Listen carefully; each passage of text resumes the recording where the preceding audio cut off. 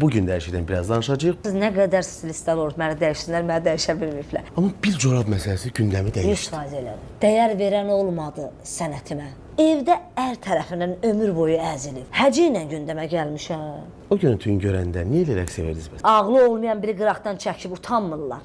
Çox adam dedi ki, bu reklamdır. Mənə yaraşarmı? Reklamı da eləyirəm, oxuyub eləyirəm. Elə oxuyaram, yanında durub oxuya bilməzdim. Sizin şərəfiniz yoxdur, özünüz bilərsiniz. Ay falan kəz gəl görüm bir dənə mahnı oxu burada böyrümdə. Onda ölün, utanın girində yerə. Yaxşı arvadın əri gəzməz.